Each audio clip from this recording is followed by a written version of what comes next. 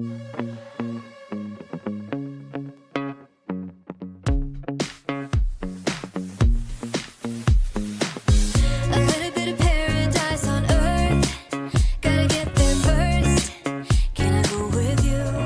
there everyone, today we're in Orlando, Florida. We are at Blue Compass RV. We're gonna look at a Jayco Jay Flight SLX. This is the 210 QB. Let's take a look. I just wanna give a special thanks to Blue Compass RV, especially Cindy, Terry, Cody, and Scott. Thank you for having us. Well, normally we start up here in the front storage, but they're locked and we can't get in, but we can sort of show you what it looks like, at least from the inside. Manual stabilization jacks, all right? This is a tiny travel trailer. So you have a nice awning that we were able to put out. Got LED lights underneath. You have a regular old school step. However, it does go up into the RV. It's not underneath, okay? Dual axles. You do have an audio system out here. Great. As we come to the back, you are pre-wired for Furrion backup camera. There's no ladder mounted permanently, but you do have the Lippert ladder on the go system, and so that would come with it, so that the ladder's not permanently there, so you would just put it up every time you want to get up onto the roof, which is good. All right, and you do have your spare tire mounted permanently to the back bumper. As we come around to the side, you've got your power, a shower, your water connection. I think is this your water connection? Let me double check. Yep, that's where you fill up your tank. All right, you have a shower here. This is your city water and your flush, and you have your gray tank and black tank sewer connection there. And again, this is the other side of the storage, which again, I apologize, we can't show you because it is locked. Let's take a look at the numbers. This has a gross vehicle weight of 5,500 pounds. And it has a cargo carrying capacity of 1,180 pounds. As we come around to the front, you have two 20-pound propane tanks, spot for two batteries back here, and your electric jack. Let's go take a look at the inside. Now, as we come in, and as you can tell from the outside, this does not have a slide. And I know a lot of you are looking for units that are comfortable, plenty of space, but don't have slides. Now, this is tiny. It's only 5,500 pounds, fully loaded, so you can tow it with just about everything. As you come all the way to the back, you have your living room, dining room area, okay?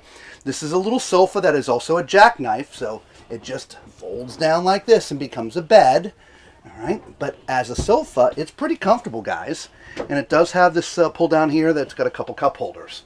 Now, if you want to mount a TV, it's going to be mounted up here in this corner.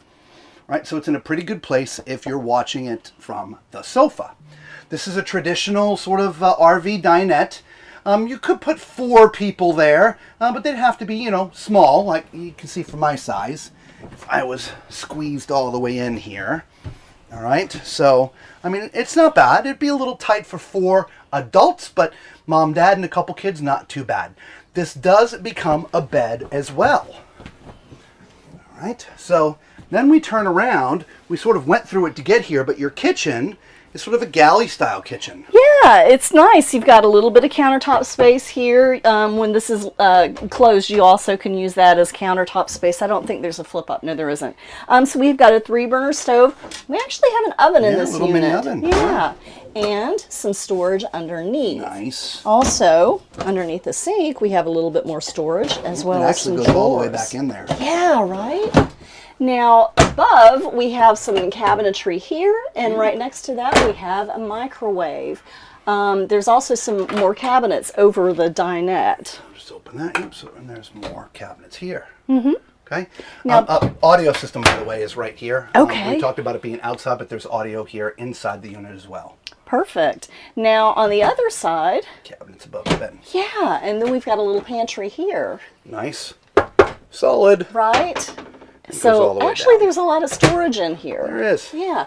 So other side. There we go. Oh, it's cool. There is solar on this, I think. There is. There? Yeah. But we have the batteries on, so this is 12 volts, so it's already cooling down. Very nice. Yeah. All right, let's get into here. Okay. Get back behind this door. Uh-oh, you know what time it is? It's time for Thomas Toilet Test. If this is your first time watching one of our videos, I'm 6'4", so use my height as reference as we're walking around the RV. Also, do us a huge favor. We invite you to hit the thumbs up button, subscribe, become part of the Tall Man Clan. It is free to you, costs you absolutely nothing, and it really does help out the channel, and Lisa and I would sincerely appreciate it. All right? At my height of 6'4", this is a plastic foot flush toilet, and I just fit in here. My feet are just about touching where the bathtub is there. And you see the countertop is cut out, so my arm has some place to go. So this is definitely great for someone my height, but if you're a little more on the fluffy side, this could be a little bit tight because also I'm just about touching where the door would be. So it might be a little bit challenging if you're a little bit on the fluffy side. Outside of that, you got a countertop with a sink, decent size countertop for all the lotions and potions. You do have a little storage compartment back here for towels, and as well some storage underneath here. You do not have a medicine cabinet. You do have a mirror that is mounted just to the wall. Okay? Now, I'm going to try to climb in here. This is a tub, and so I guess this would be great if you've got kids, but if, with the tub, that means it's raised. It's raised a lot higher than a traditional shower would be. And for someone my height, that usually presents challenges. But as you can see, I've actually got plenty of height in here, guys. In fact, you could be 6'8" to 6'9" and stand in this tub. That's incredible. That really is, guys. Again, we do a lot of RV reviews, and usually if there's a tub, I can't get in it. And so the fact that I have all this extra space, this is great. Now, from a left to right, it's tight. I mean, it's got a curtain, and I'm going to be touching and banging the curtain when I'm washing. I mean, you can see I'm up here trying to scrub my hair, and what's going on with the curtain. My elbow's technically outside. So I would put a towel on the ground to catch any drips or that come out.